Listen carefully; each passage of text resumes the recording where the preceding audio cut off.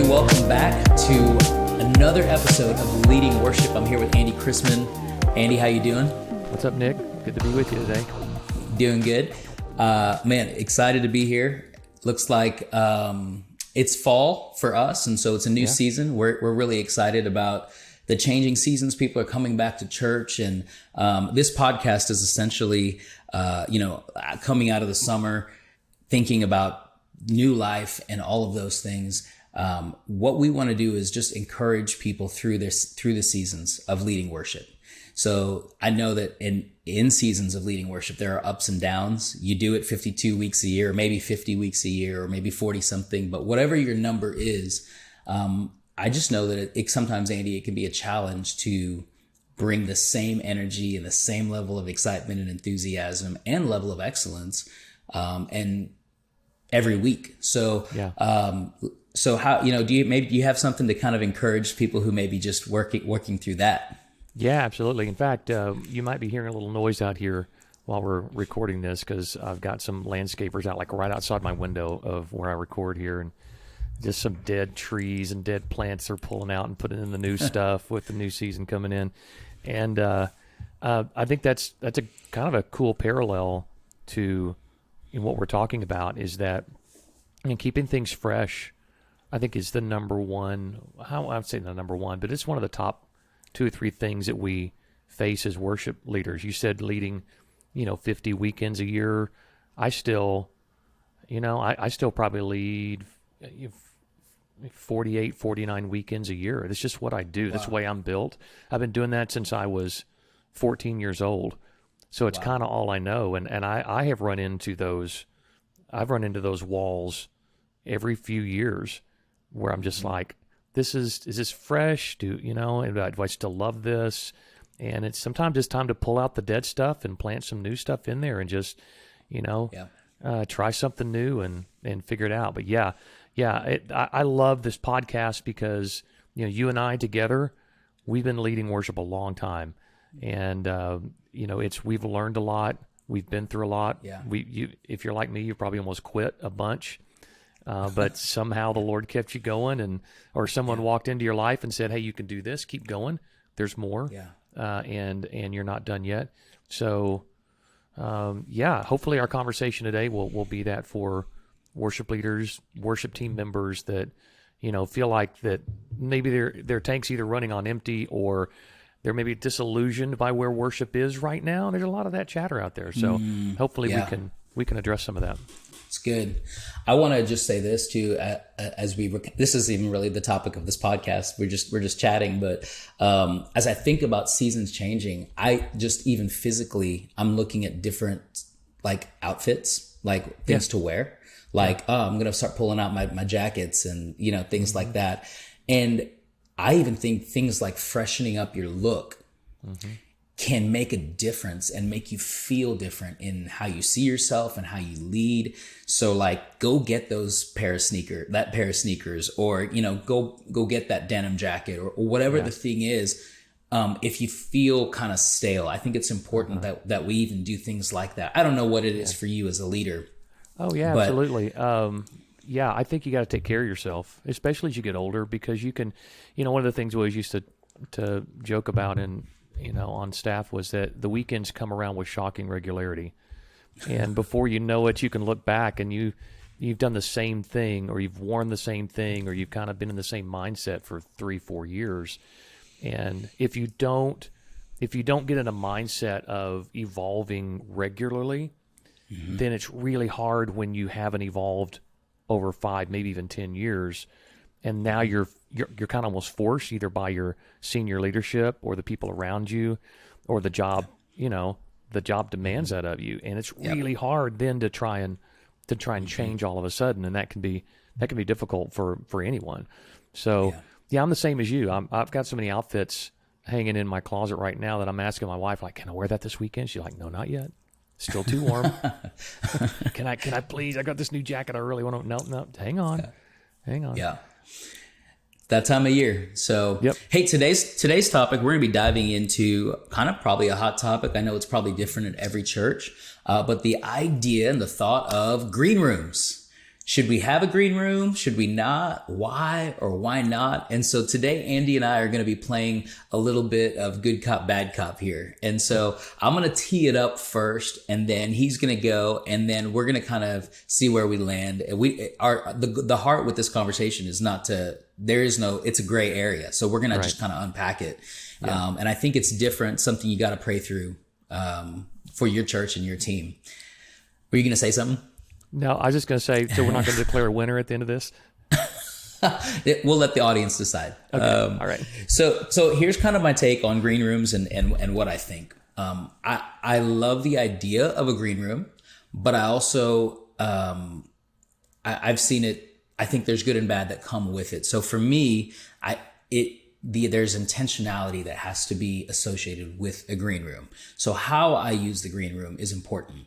For us, and what I typically like to see and encourage in my team is a moment right before, a few minutes really, for us to gather right before we go out to lead worship, where we sync and just kind of maybe talk through the transitions one more time. And then I may share like a quick thought, and then we pray together. And that is kind of the centering moment for us right before we go out and lead every service. So we do that every service, coming together there to do that. Depending on how much time you have in between services or before service, I really like to encourage our team not to be in the green room and to kind of be out in the lobby or be communicating and hanging out with volunteers and being relational. And kind of what I believe and my methodology behind that is I want our congregation to know us and our team. And I actually think it's connected to our worship experience in that if it's my first time leading worship at a church, here's the example, and I say, come on, everybody all across the room, lift up your hands and let's just begin to exhort and lift up your voice. They'll be like, I don't know this guy. This is his first time here. Like, why would I follow him? Yeah. But if I have a conversation with somebody in the lobby and I know like their name and man, what brought them to church and what they're walking through, and man, I'll be like, maybe I even prayed with them in the lobby, then I go in same scenario. They're like, oh, I just talked to that guy in the lobby. Like I just saw him in the lobby. That's crazy that he's on stage right now leading worship. I'm going to follow him. So the theory is, or the conclusion is, the greater that your congregation knows who you are, the more favor and authority they will give you to lead them in worship. I love that. How much do you respect a senior pastor that does that? Or a lead pastor of a church that actually gets out before and after service. And I was just at a church. I led worship at a church this weekend. My friend Scott Turner up at City Church in Bartlesville, Oklahoma, and just a great church, great people there. But I love that Scott's one of those guys that will park his car as far away as possible and walk, so he doesn't take up a parking spot up front. And he encourages all of his staff and all of the people that are leading on the weekend, park as far out over there as you can. We'll get you a shuttle and bring you over, but we want to have parking spaces up close to the church. And then he's out with a big candy basket after service, just walking the lobbies and talking to people. But he's an extreme extrovert, and that's one of the things I've learned about me is I'm not an extreme extrovert. I'm an extreme introvert, and to do that takes a lot. It takes a lot out of me to want to do that. And I love it when I'm doing it, but just the thought of getting out and talking to 300 people before I get up on stage terrifies me. But I respect it so much from people that do it, and especially even senior pastors that do that. So good. I will say this, I don't know that the accessibility has to be right before you lead worship either, right? It's not a hard and fast rule. Yeah. But I think overall, like, you have to have a culture of accessibility in your worship team. So if there's a men's breakfast, I would encourage our team, man, show up. If they're, be involved in small groups, be involved in community, and let people get to know you outside of where they see you on the platform. And so coming back to green rooms, because it's kind of a greater discussion, like, is your green room inhibiting that accessibility? Now, there's a a tolerance for that to some level. And Andy's going to get into why, maybe why it's important to have a green room and have that time. But the last thing I'll say in terms of me being good cop, it is, I would also want to know, if you do have a green room, how your senior leadership feels about your green room. Like, is there, like, are they good with it? Are they good with how it's being used? And just honor that too. I think that's part of honoring all the way around. But like, if there's a sentiment that, hey, this green room is not fulfilling what we wanted it to do, then that obviously needs to be addressed and honored within your leading. Okay, enough about that. Andy, I'm tossing it to you. Tell me why we need to have a green room. So I think you're the bad cop. Get out of the green room. Get out and meet people. Quit hanging out back here and eat all the donuts. You're the bad cop. I'm the good cop. No, okay, you play good cop. The other side, I think the other side of that for me, and this is my personal opinion, and just, again, the way I'm wired, is I love margin. I believe in bandwidth. You know, we only have so much bandwidth that we can focus our heart and our mind and our energy on, our personal energy on. And when you start squeezing more things into what you have to get done on the weekend, it's going to take away from something else. Neuroscience has proven that multitasking is impossible.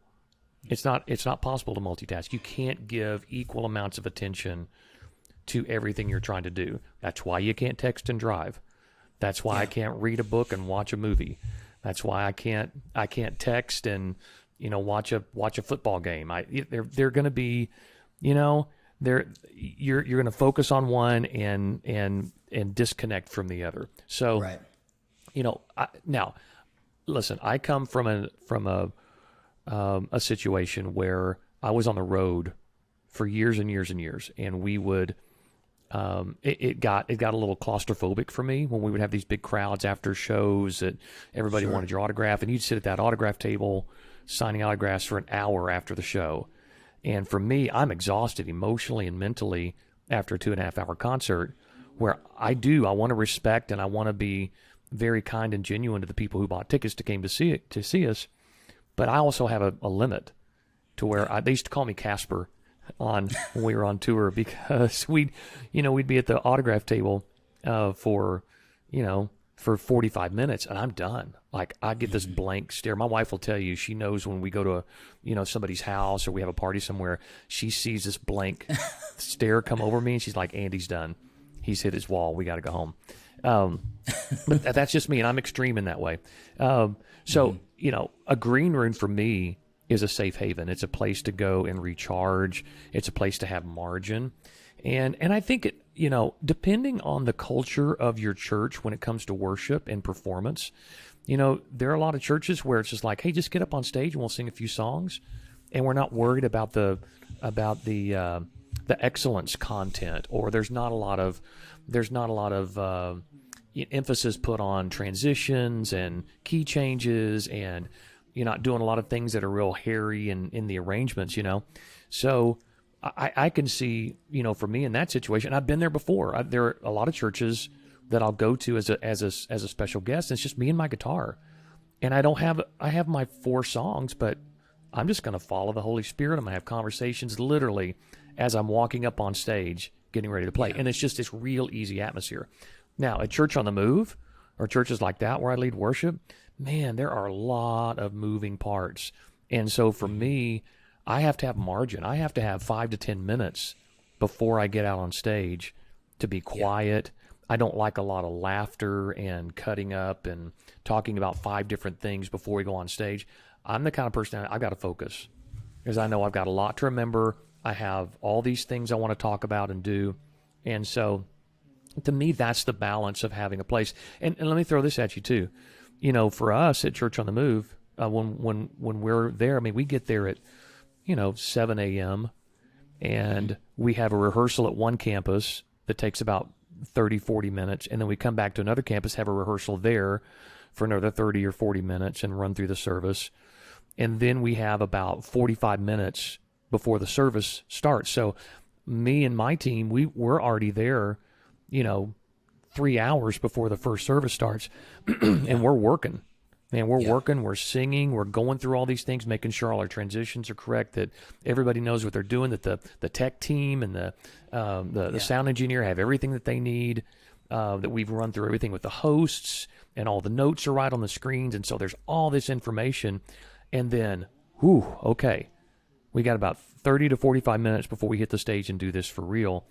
And I think it's great to have a green room. That we call it a musician's hospitality, where there's breakfast, there's coffee, there's water, there are comfy places to sit and have conversations. And I love just being with my team.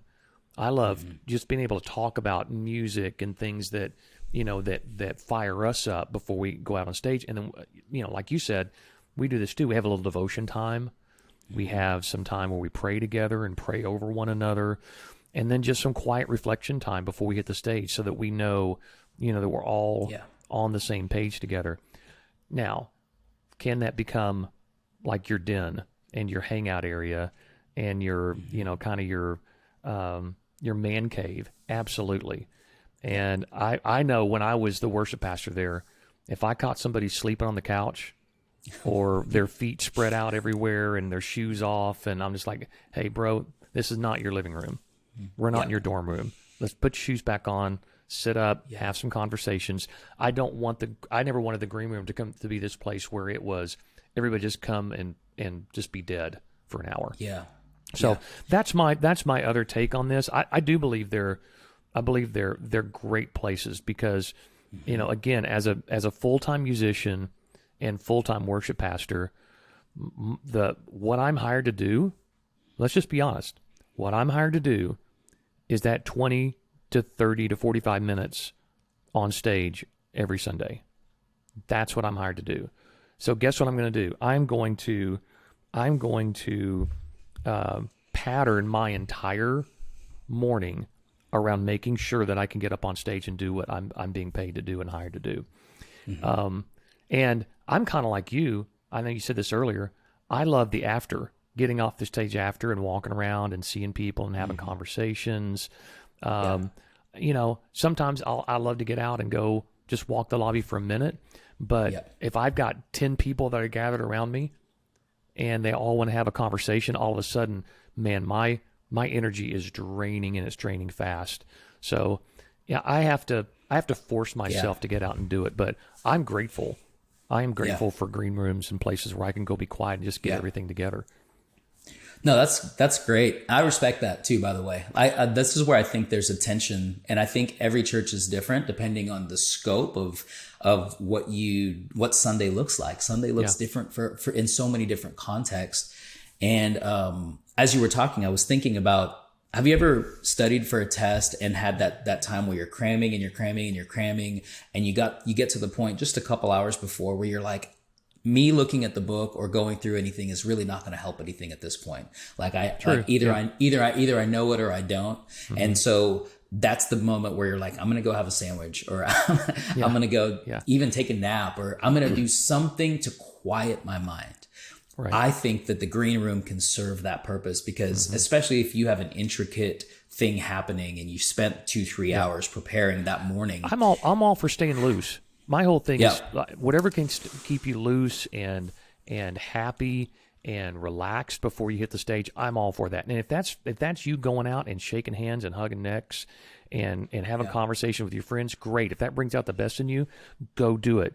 If getting quiet and getting by yourself and praying, or just being around a couple of close friends that are on the team with you, if that's what loosens you up and gets you ready, I'm all for that as well. So, I think, what I have seen in the past, I've seen, man, this pendulum swing all the way so many times back and forth, is that guys are getting rid of the green room because you guys are just hanging in here and hiding out, and you don't want to be around people. You just want to be on that stage, and you don't want to really get to know anybody. Well, I think that's such a knee-jerk reaction and a ditch on one side of the road that, I want to honor these people.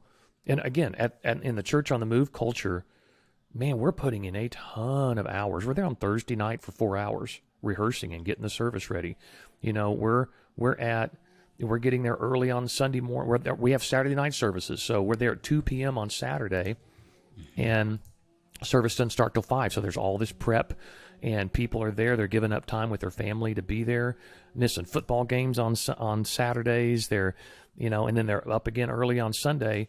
And you know what? Doggone it, I'm going to give them a nice place to hang out, have some breakfast, be able to have some chill conversation, and not put so much pressure on them.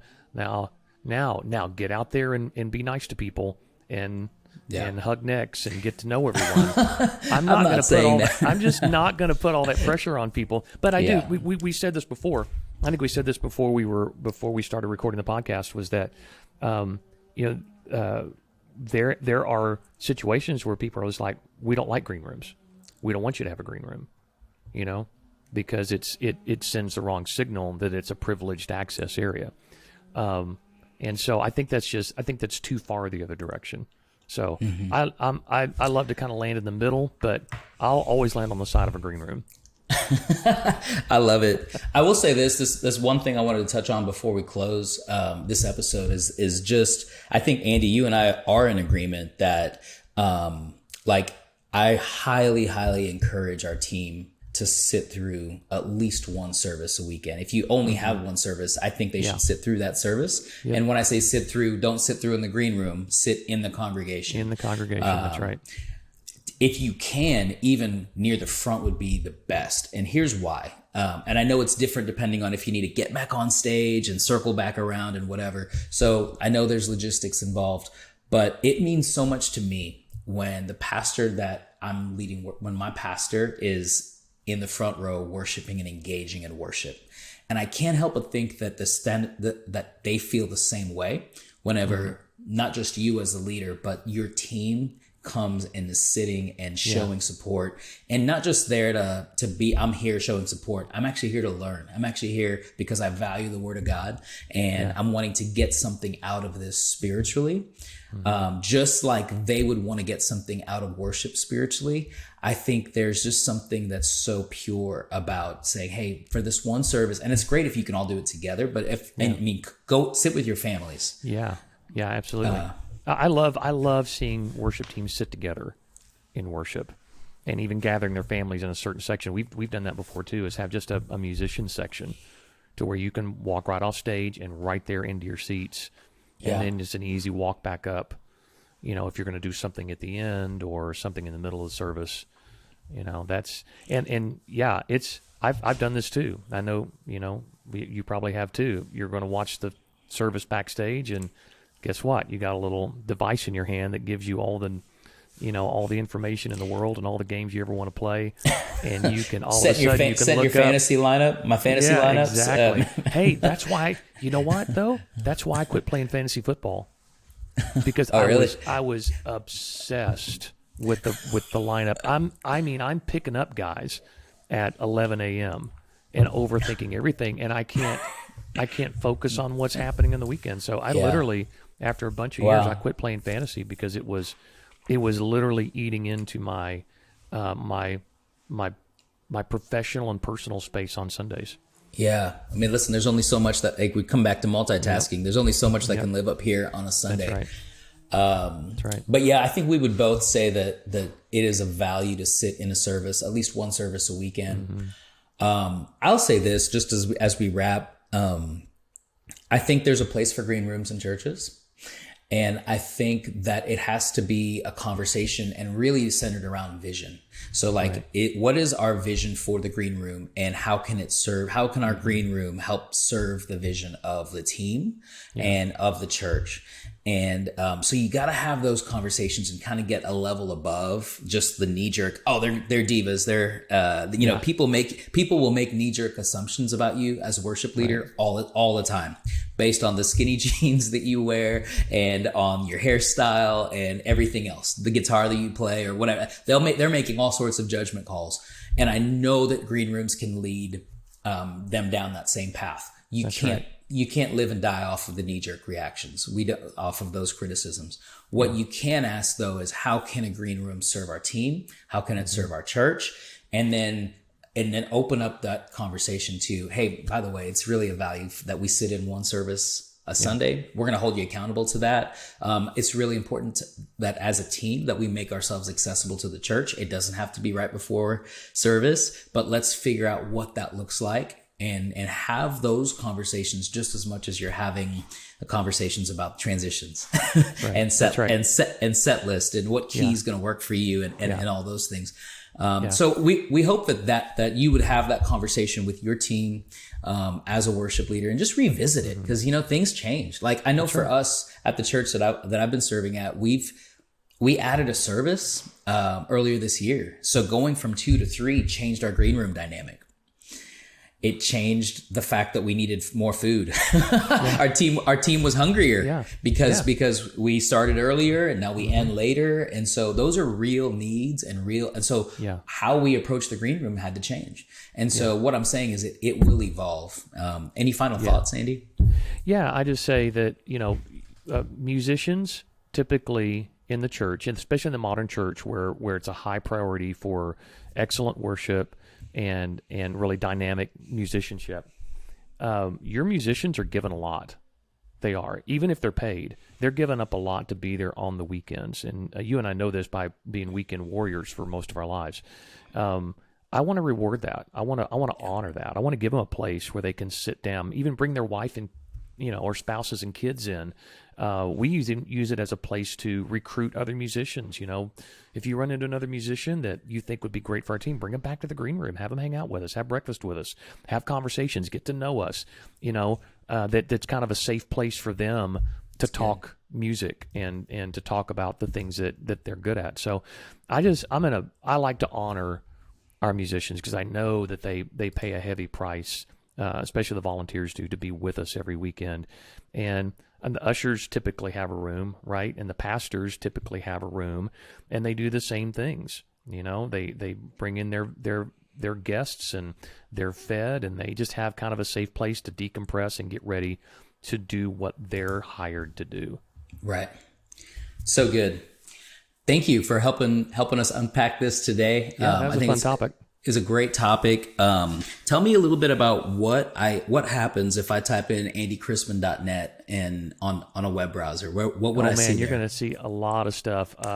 First of all, you're going to see my my vocal coaching method. I call it the Chrisman Vocal Method, which you can check out and purchase. And it's all of my secrets of how to be the best vocalist you can be that I have been putting together for the last 35 to 40 years.